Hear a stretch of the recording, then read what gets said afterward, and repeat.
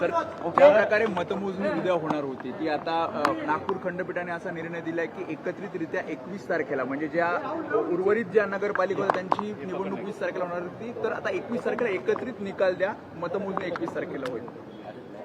अजून मी काही निकाल वाचलेला नाही, पण तो जर खंडपीठाने दिलेला निकाल असेल तर तो सर्वांना मान्यच करावा लागेल. पण आता जवळपास गेले 25-30 वर्ष किंवा त्याहीपेक्षा जास्त मी स्थानिक स्वराज्य संस्थांच्या निवडणुका पाहतोय. पण असं पहिल्यांदा घडतंय की घोषित केलेल्या निवडणुका पुढे चाललेल्या आहेत, त्याचे निकाल पुढे चाललेले आहेत. मला असं वाटतं की एकूणच ही जी काही सगळी पद्धती आहे ही पद्धती काही फार योग्य वाटत नाही. अर्थात खंडपीठ स्वायत्त आहे, त्यांनी निकाल दिला तर तो सगळ्यांना मान्य करावा लागेल. इलेक्शन कमिशनही स्वायत्त आहे. पण यातनं जे उमेदवार आहेत, जे मेहनत करतात, इतके दिवस प्रचार करतात, त्या सगळ्यांना एक प्रकारे त्याचा भ्रमनिरास होतो. आणि सिस्टीमच्या फेलियरमुळे त्यांची काही चूक नसताना त्या ठिकाणी अशा पद्धतीनं या सगळ्या गोष्टी होणं काही योग्य नाही आहे. मला असं वाटतं अजून खूप निवडणुका इलेक्शन कमिशनला घ्यायच्या आहेत. या सगळ्या प्रक्रियेमध्ये निवडणूक आयोगाने सुधार आणला पाहिजे आणि किमान पुढच्या निवडणुकांमध्ये तरी असं होणार नाही हे निवडणूक आयोगाने बघितलं पाहिजे असं माझं मत. राज्य निवडणूक आयोगाची चूक वाटते, कारण ज्या प्रकारे दिवस दिले नाही, अपील केल्यानंतर 3 दिवस द्यायचे होते, त्यानंतर काही निवडणुका पुढे ढकलल्या आणि आता हा निर्णय येतो कोर्टाचा. 24 आता माझं तरी मत असं आहे की मी चूक म्हणणार नाही. माझं मत असं आहे की जो काही कायदा आहे त्याचं चुकीचं इंटरप्रिटेशन हे करण्यात आलेलं आहे. म्हणजे निवडणूक आयोगाचे वकील कोण आहेत मला माहीत नाही. विथ ऑल ड्यू रिस्पेक्ट, अतिशय चुकीचं इंटरप्रिटेशन केलेलं आहे. कारण इतके वर्ष या निवडणुका आम्ही लढवतो आहोत, त्याचे नियम आम्ही बघितलेले आहेत. मीही अनेक वकिलांची त्याचा सल्लामसलत केलेली आहे.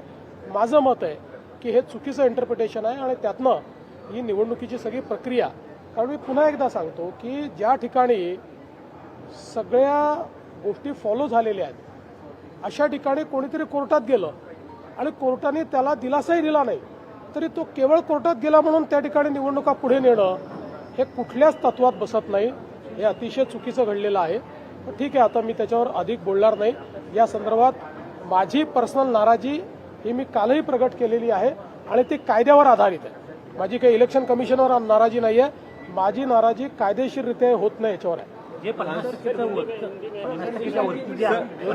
वरती जे आरक्षण गेलेलं आहे, मतदान झालेलं या ठिकाणी आज मतदान होतं. आता 20 तारखेपर्यंत सरसकट सगळीकडे आचारसंहिता मुद्दा आता परत एकदा उपस्थित राहतो, कारण की निकाल 21 तारखेला येणार आहे. आता ते परत इलेक्शन कमिशनने ठरवायचं आहे. पण केवळ 24 ठिकाणी निवडणुका व्हायच्या आहेत म्हणून 284 पैकी सगळी मतमोजणी पुढे करणं हे मला तरी योग्य वाटत नाही. पण ठीक आहे, मी त्याच्यावर यापेक्षा अधिक बोलणार नाही. सर, दुसरीकडे एकीकडे मतदान सगळीकडे सुरू आहे, मात्र दुसरीकडे गोपनीयतेचा प्रश्न देखील उपस्थित झालेला आहे. संतोष बांगर स्वतः जाऊन अशा पद्धतीच्या तिथे मतदान करा अशा पद्धतीच्या सूचना देत आहेत वगैरे. मला असं वाटतं की किमान लोकप्रतिनिधींनी लोकशाहीची चाड ठेवली पाहिजे आणि लोकप्रतिनिधींनी निवडणुकांमध्ये आपण कसं वागतो आहोत, आपण काय संकेत देतो आहोत, काय संदेश देतो आहोत याचा विचार केला पाहिजे असं माझं मत आहे. कोकणामध्ये विशेष करून पैशांचे आरोप मोठ्या प्रमाणात आले. कोकणात काल सुद्धा पैशांचे आरोप आहेत ते मोठ्या प्रमाणात झालेले पाहायला मिळतात. पैसे वाटप करताना एकीकडे काही सगळेच एकमेकावर आरोप करतात. या संदर्भात निवडणूक आयोग आणि पोलीस हे दोघेही सतर्क आहेत. कुठे गडबड झाली तर त्या ठिकाणी जी काही कायदेशीर कारवाई ती कारवाई देखील चाललेली आहे. मला असं वाटतं की ओव्हरऑल जर आपण बघितलं तर या निवडणुका शांतपणे पार पाडलेल्या आहेत. काही ठिकाणी टेन्शन आहेत, काही ठिकाणी अतिशय टोकाचे मतभेद देखील झालेले आहेत. होणं योग्य नाही आहे याचा सगळ्यांनी विचार केला पाहिजे.